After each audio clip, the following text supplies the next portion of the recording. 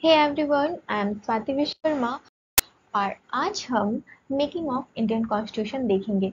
मतलब हम देखेंगे कि हमारा इंडियन कॉन्स्टिट्यूशन कैसे बना, इसका इतिहास क्या रहा, इसमें इसे बनाने में क्या क्या समस्याएं आई और फाइनली ये कैसे बनकर तैयार हुआ। ठीक है, ये हमारा पार्ट 1 वीडियो है, इसे हम पार्ट्स में करेंगे और इस तरह हम आगे अलग अलग पार्ट्स में वीडियो को कंप्लीट करेंगे। चलिए हम स्टार्ट करते हैं। सबसे पहले देखते हैं कॉन्स्टिट्यूशन होता क्या है। ठीक है, तो कॉन्स्टिट्यूशन क्या होता है? सेट ऑफ रिटन रूल्स होता है। कॉन्स्टिट्यूशन क्या होता है? सेट ऑफ रिटन रूल्स होता है जो किसी भी कंट्री में रहने वाले लोगों के द्वारा इसे एक्सेप्ट किया जाता है और कंट्री इसको फॉलो करके क्या करती है, आगे प्रोग्रेस करती है। लीडर्स हो, चाहे वहाँ के पॉपुलेशन हो, चाहे वहाँ के सिटीजन्स हो, वो सारे इसको क्या करते हैं, फॉलो करते हैं। ठीक है, तो कॉन्स्टिट्यूशन हमें ये बताता है कि किसी कंट्री को कैसे चलाना है, कंट्री रन कैसे करेगी, कंट्री वर्क कैसे करेगी। ठीक है, अब देखते हैं हमारा इंडियन कॉन्स्टिट्यूशन। तो हमारा जो इंडियन कॉन्स्टिट्यूशन है ये कैसा है? पार्टली रिजिड है और पार्टली फ्लेक्सिबल है। क्वेश्चन आता है कि हमारा इंडियन कॉन्स्टिट्यूशन है कैसा? तो कैसा है? Partly rigid. पार्टली रिजिड का मतलब क्या होता है कि हमारा जो इंडियन कॉन्स्टिट्यूशन है ये, हम इसमें डायरेक्ट ऐसा नहीं है कि हम हमारे इंडियन कॉन्स्टिट्यूशन में बिल्कुल भी चेंजेस नहीं ला सकते हैं। ऐसा बिल्कुल नहीं है कि हमारे कॉन्स्टिट्यूशन को जैसे ड्राफ्ट कर दिया गया है, जैसे बना दिया गया है या वैसे ही रहेगा, इसमें बिल्कुल भी चेंजेस नहीं हो सकता है। देखिए, समय के अनुसार क्या होते हैं, सोसाइटी में चेंजेस आते रहते हैं। ठीक है, और उसके अनुसार कुछ ना कुछ चेंजेस करना ज़रूरी होता है और वो इम्पॉर्टेंट भी है। तो इसीलिए इसको देखते हुए हमारे कॉन्स्टिट्यूशन में कुछ कुछ अमेंडमेंट्स के थ्रू चेंजेस लाए जा सकते हैं। इसीलिए हमारा कॉन्स्टिट्यूशन क्या है? पार्टली रिजिड है। ठीक है, फ्लेक्सिबल कैसे है? पूरा फ्लेक्सिबल नहीं है, टोटली फ्लेक्सिबल नहीं है, पार्टली फ्लेक्सिबल है। अब हम अपने मर्जी से कुछ भी चेंजेस नहीं ला सकते हैं, इसके कुछ कुछ चीज़ों को ही हम बदल सकते हैं। ठीक है, और ऐसा कहा गया है कॉन्स्टिट्यूशन में, ऐसा कहा गया है कि हम कॉन्स्टिट्यूशन के मूल ढांचे को चेंज नहीं कर सकते हैं। ठीक है, इसमें कुछ चेंजेस ला सकते हैं जो लोगों के बेनिफिट के लिए हो और इसे अमेंडमेंट के थ्रू लाया जा सकता है। इसलिए ये क्या है? पार्टली फ्लेक्सिबल है। ठीक है, तो हमारा कॉन्स्टिट्यूशन कैसा है? पार्टली रिजिड है और पार्टली फ्लेक्सिबल है। ठीक है, अब देखिए, अब जब हमारा कॉन्स्टिट्यूशन हम देख लिए क्या होता है, अब हम देखेंगे कॉन्स्टिट्यूशन को बनाने के लिए क्या हुआ। कॉन्स्टिट्यूंट असेंबली का गठन किया गया। ठीक है, अब कॉन्स्टिट्यूंट असेंबली ऐसा तो नहीं है कि एक दिन में ही बन गई, ऐसा बिल्कुल भी नहीं है। कॉन्स्टिट्यूशन कॉन्स्टिट्यूंट असेंबली को बनने के लिए टाइम लगा और इसका कुछ इतिहास रहा। सबसे पहले देखते हैं कि कॉन्स्टिट्यूंट असेंबली अब होना चाहिए, ये कह किसके दिमाग में आया सबसे पहले? तो सबसे पहले 1934 में एम एन रॉय थे। वो क्या थे? कम्युनिस्ट पार्टी के फाउंडर थे। उन्होंने ये कहा कि कॉन्स्टिट्यूंट असेंबली एक होना चाहिए, एक असेंबली होनी चाहिए जो हमारा क्या करेगी, हमारे इंडिया का कॉन्स्टिट्यूशन तैयार करेगी। और इन्होंने सबसे पहले एम एन रॉय जी ने कॉन्स्टिट्यूंट असेंबली की डिमांड की। अब लेकिन ये डिमांड ऑफिशियली बिल्कुल भी नहीं थी। 1935 में ऑफिशियली डिमांड होता है कॉन्स्टिट्यूंट असेंबली का कि कॉन्स्टिट्यूंट असेंबली होनी चाहिए। ठीक है, और फिर नेहरू जी, कांग्रेस के अलग अलग सेशन होते हैं, हम हिस्ट्री में पढ़े हैं। ठीक है, तो कांग्रेस के अलग अलग सेशन होते हैं, उसी का कांग्रेस का सेशन होता है 1936 में लखनऊ में, जिसका जिसकी प्रेसिडेंटशिप या तो जो जिसको प्रिसाइड कौन कर रहे थे, नेहरू जी कर रहे थे। तो नेहरू जी यहाँ पे ये करते हैं कि कांग्रेस के सेशन में कि हाँ, कॉन्स्टिट्यूंट असेंबली तो होनी चाहिए। अब क्या होता है, 1940 आता है, 1940 में अगस्त ऑफर आता है। अगस्त ऑफर में फिर से कॉन्स्टिट्यूंट असेंबली के लिए डिमांड रखा जाता है। ठीक है, अच्छा, यहाँ पे जो ये हुआ था ना कॉन्स्टिट्यूंट असेंबली का, फिर अगस्त ऑफर में क्या होता है, कॉन्स्टिट्यूंट असेंबली का फिर से डिमांड रखा जाता है, लेकिन इसको एक्सेप्ट भी कर लिया जाता है, लेकिन फिर बाद में इसे क्या कर दिया जाता है, रिजेक्ट कर दिया जाता है कुछ इश्यूज की वजह से। ऐसा कहा जाता है कि अगस्त ऑफर में जो भी कॉन्स्टिट्यूंट असेंबली की डिमांड रखी गई है, जो भी इसके लिए जो भी हमें सजेशंस दिए गए हैं, वो पीपल के वेलफेयर के लिए नहीं है, इंडियन पीपल के फेवर में नहीं है। ठीक है, इसलिए इसे बाद में रिजेक्ट कर दिया जाता है। अब जब ये रिजेक्ट हो जाता है तो इंडिविजुअल सत्याग्रह की मांग उठती है। इंडिविजुअल सत्याग्रह, इसे हम हिस्ट्री में देखेंगे। इंडिविजुअल सत्याग्रह की मांग सबसे पहले कौन किए थे? आचार्य विनोबा भावे, बहुत इंपॉर्टेंट है। और फिर उसके बाद नेहरू जी क्या करते हैं, इंडिविजुअल सत्याग्रह की मांग करते हैं। ठीक है, अब हम देखेंगे 1942 में, हम देखें 1940 में क्या था, अगस्त ऑफर आया था। फिर 1942 में क्या होता है, क्रिप्स मिशन आता है। इसको हेड कौन थे? स्टैफर्ड क्रिप्स, और इन्हीं के नाम पर इसका मिशन का नाम रखा गया है क्रिप्स मिशन। ठीक है, अब क्रिप्स मिशन में क्या कहा गया कि ठीक है, हम क्या करेंगे, इंडिया को डोमिनियन स्टेट दे देंगे, डोमिनियन स्टेट का दर्जा दे देंगे। अब डोमिनियन स्टेट क्या होता है? यहाँ पे बोला गया क्रिप्स मिशन के अंदर कि इंडिया जो है, आप ठीक है, आप अपना रूल बनाओ, आप अपने रूल को सेटअप करो, आप उसको फॉलो करो, लेकिन आप क्या करोगे, ब्रिटिश ब्रिटिश गवर्नमेंट के अंडर में रहोगे, आप ब्रिटिश क्राउन के अंदर में ही रहकर अपना रूल फॉलो करोगे, रूल बनाओगे। तो यहाँ के जितने भी पार्टी मेंबर्स थे, यहाँ पे जो भी इंडियन नेशनल कांग्रेस के मेंबर्स थे, उनके द्वारा इसे क्या कर दिया जाता है, रिजेक्ट कर दिया जाता है।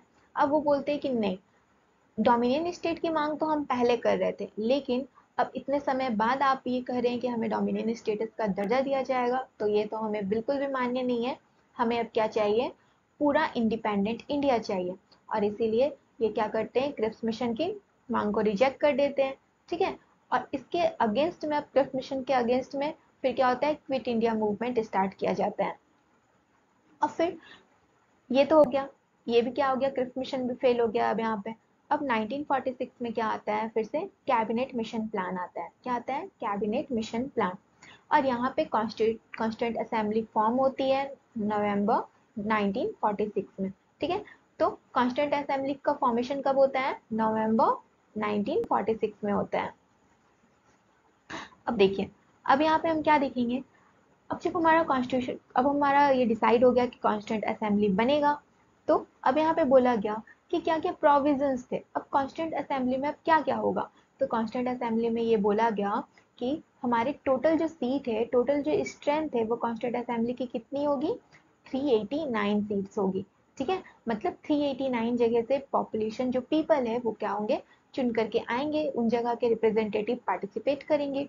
ठीक है, अब यहाँ पे क्या हुआ, 296, देखिए ये 389 मेंबर्स है, जिसमें से 296 मेंबर क्या होंगे, ब्रिटिश इंडिया से होंगे, और जो 93 मेंबर्स है, ये कहाँ से होंगे, प्रिंसली स्टेट से होंगे। ठीक है, अब ये 296 मेंबर्स जो होंगे, ये क्या होंगे, इलेक्टेड होंगे, और जो प्रिंसली स्टेट्स के मेंबर्स है 93, ये क्या होंगे, नॉमिनेटेड होंगे। ठीक है, अब लेकिन फिर भी यहाँ पे 296 मेंबर हो गए जो इलेक्ट के थ्रू आएंगे, जिनको इलेक्शन होगा। ठीक है, अब इसमें से भी जो 292 होंगे, वो क्या होंगे, प्रोविंशियल लेजिस्लेचर में होंगे। हम देखेंगे ब्रिटिश इंडिया में क्या हुआ था, अलग अलग प्रोविंसेस बने हुए थे, है ना। तो यहाँ पे 292 मेंबर्स क्या होंगे, प्रोविंशियल लेजिस्लेचर से होंगे, और जो 4 बचे हैं, ये क्या होंगे, चीफ कमिश्नर प्रोविंसेस से होंगे। ठीक है, अब हम आगे देखते हैं कि यहाँ पे जो इलेक्शन होगा, अब इसमें क्या हो गया, कम्युनिटीज में डिवाइड कर दिया गया। कितने कम्युनिटीज में, 3 कम्युनिटीज में। अलग से मुस्लिम कम्युनिटी बना दिया गया, सिख कम्युनिटी बना दिया गया, और जनरल कम्युनिटी बना दिया गया। मतलब हिंदूज के लिए कोई कमिटी नहीं थी, कोई भी कम्युनिटी नहीं थी। मुस्लिम थी, सिख थी, और बाकी जितने भी बचे उन सबको जनरल कैटेगरी में रख दिया गया। अब वोटिंग कैसे होना था, हर 10 लाख पीपल पर एक सीट एलोकेट किया गया। मतलब हर 10 लाख पीपल को एक बंदा क्या करेगा, रिप्रेजेंट करेगा। ठीक है, अब जो इलेक्शन होता है, कब से कब तक होता है, जुलाई से अगस्त 1946 में होता है। अब इसका रिजल्ट क्या आता है, जो मेजोरिटी ऑफ वोट है, ज्यादा वोट, सबसे ज्यादा वोट किसको मिलता है, आईएनसी को मिलता है, इंडियन नेशनल कांग्रेस को। कितना सीट मिलता है, 208 सीट मिलता है। 296 में कितना सीट मिलता है, 208 सीट मिलता है। ठीक है, अब यहाँ पे मुस्लिम लीग को कितना मिलता है, 73 सीट मिलता है। इंडिपेंडेंट सीट्स, मतलब इन दोनों के अलावा और इंडिपेंडेंट सीट्स कितना रहता है, 15 सीट रहता है। अब मुस्लिम लीग क्या कहती है, ये इनका मानना क्या रहता है, नहीं भाई, हमें तो क्या चाहिए, हमें तो एक पूरा पाकिस्तान चाहिए जहाँ पे सिर्फ मुस्लिम ही रहे, जहाँ पे हम सिर्फ अपने से मुस्लिम लीग रूल करेगी। ठीक है, हमें एक अलग पार्टी चाहिए।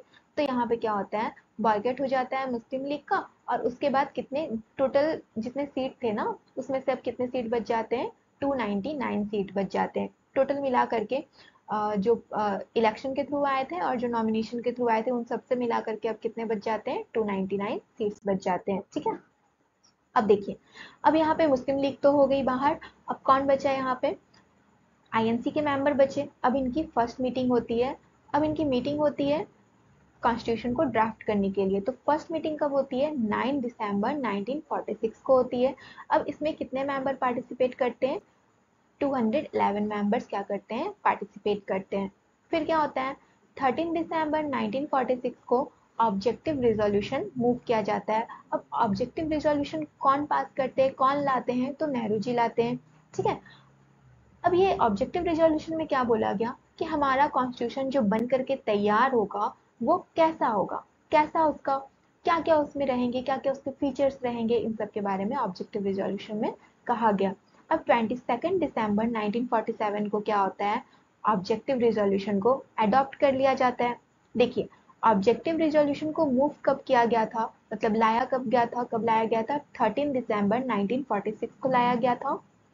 और ऑब्जेक्टिव रिजोल्यूशन को अडॉप्ट कब किया गया था कॉन्स्टिट्यूएंट असेंबली के द्वारा, 22 दिसंबर 1947 को क्या किया गया था, इसे अडॉप्ट किया गया था। ठीक है, अब देखिए, अब ये हो गया कि ऑब्जेक्टिव रिजोल्यूशन भी हमें पता चल गया कि हमारा कॉन्स्टिट्यूशन कैसा रहने का, कैसे रहेंगे, इसके फीचर्स क्या क्या होंगे। अब क्या क्या, अब चलो, अब सब कुछ हो गया, अब क्या बनेगा, कमिटीज बनेगी। अब कमिटी बनेगी, अब कमिटी में क्या होगा, मेजर कमिटी होंगे कुछ और कुछ माइनर कमिटीज होंगी। तो 8 मेजर कमिटी थी और 13 माइनर कमिटीज थी। ठीक है, अब हम देखेंगे सबसे इंपॉर्टेंट जो कमिटी क्या थी, ड्राफ्टिंग कमिटी। ड्राफ्टिंग कमिटी क्या करती थी, ये ड्राफ्टिंग कमिटी कॉन्स्टिट्यूशन को ड्राफ्ट करने का काम था इनका। ठीक है, अब ड्राफ्टिंग कमिटी को सेटअप कब किया गया, 29 अगस्त 1947 को क्या किया गया, ड्राफ्टिंग कमिटी को सेटअप किया गया। ठीक है, अब यहाँ पे क्या बोला गया कि टोटल कितने मेंबर्स होंगे ड्राफ्टिंग कमिटी में, 7 मेंबर्स होंगे और इसके चेयरमैन कौन होंगे, डॉक्टर भीमराव अंबेडकर जी। बहुत इंपॉर्टेंट है, ड्राफ्टिंग कमेटी के चेयरमैन कौन थे, डॉक्टर भीमराव अंबेडकर। इन्हें फादर ऑफ इंडियन कॉन्स्टिट्यूशन भी कहा जाता है, मॉडर्न मनु भी कहा जाता है और मॉडर्न मैन भी कहा जाता है। ठीक है, इनके अलावा ड्राफ्टिंग कमेटी से कौन कौन मेंबर थे, ये बहुत इंपॉर्टेंट है, सबका नाम याद रखना है। अलादी कृष्ण स्वामी अय्यर, ये ड्राफ्टिंग कमेटी के मेंबर थे।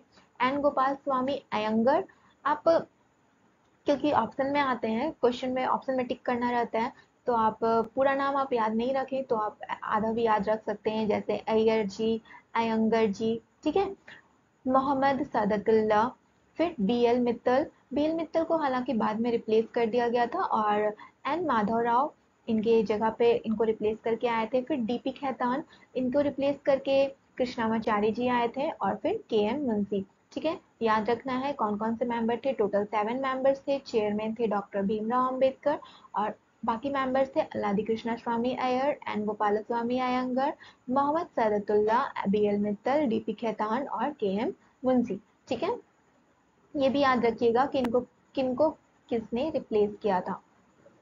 आगे हम देखते हैं कि टोटल कितने सेशन हुए। ठीक है, तो टोटल कितने सेशन हुए, 11 सेशन हुए और कितना दिन लगा, 65 डेज लगा। ठीक है, अब टोटल टाइम कितना लगा हमारे कॉन्स्टिट्यूशन को बनने के लिए, तो टोटल टाइम कितना लगा, 2 ईयर 11 मंथ, कहीं पे 17 डेज और कहीं पे 18 डेज लिखे रहता है, तो ये आप ध्यान में रखिएगा। ठीक है, तो 2 ईयर 11 मंथ 18 डेज लगा कॉन्स्टिट्यूशन को बनने में। इंपॉर्टेंट ड्राफ्ट क्या क्या थे, तो देखिए, फर्स्ट ड्राफ्ट क्या था, कुछ कुछ ड्राफ्ट थे जिन इम्पॉर्टेंट है, जब ये ड्राफ्ट को लाया गया था, कब लाया गया था, कब पेश किया गया था, ये इंपॉर्टेंट डेट्स है, इनमें कुछ कुछ ये इंपॉर्टेंट है जिसे मैं यहाँ पे इंक्लूड कर दी हूँ। फर्स्ट ड्राफ्ट 23 दिसंबर को लाया गया था 1946 में। 10th ड्राफ्ट कब लाया गया था, 6 to 17 अक्टूबर 1949 में। 11th ड्राफ्ट 14 to 26 नवंबर 1946 में और फाइनल ड्राफ्ट को प्रेजेंट किया गया था पब्लिक के सामने doctor B are Ambedkar ji के द्वारा। ठीक है, 4 नवंबर 1948 को। अच्छा, यहाँ पे ये याद रखिएगा कि doctor B are Ambedkar ji जो थे, ये कौन सी कॉन्स्टिट्यूंसी से थे, तो ये बंगाल कॉन्स्टिट्यूंसी से थे।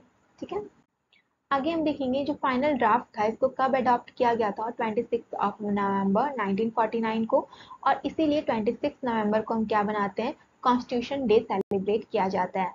इंपॉर्टेंट है, कॉन्स्टिट्यूशन डे कब सेलिब्रेट करते हैं हम, 26 नवंबर को सेलिब्रेट करते हैं। ठीक है, अच्छा, एडॉप्ट किया गया था 26 नवंबर 1949 को। आप प्रियम्बल पढ़े होंगे, आप जब प्रियम्बल में पढ़ते हैं तो लास्ट लाइन में, लास्ट में लिखा रहता है we adopt the constitution, we adopt the constitution कब लिखा रहता है, 26 नवंबर 1949। ठीक है, लेकिन इन्फोर्स कब किया गया, लागू कब किया गया, 26 जनवरी 1950 को। ऐसा क्यों किया गया, क्योंकि 26 जनवरी 1930 को डिक्लेयर किया गया था इंडियन नेशनल कांग्रेस के द्वारा क्या, पूर्ण स्वराज और इंडिपेंडेंस डे। ठीक है, और इसी की याद में, इसी के ऑनर में इस दिन की महत्वता को पहचानने के लिए, याद रखने के लिए हम क्या करते हैं, 26 जनवरी को ऐसा कहा गया कि हम क्या करेंगे, हमारे कॉन्स्टिट्यूशन को इन्फोर्स करेंगे, और इसलिए हम 26 जनवरी को क्या करते हैं, हमारे कॉन्स्टिट्यूशन को इन्फोर्स करते हैं, और इस दिन को हम क्या सेलिब्रेट करते हैं, as a republic day. Okay, हम 26 जनवरी को क्या मनाते हैं,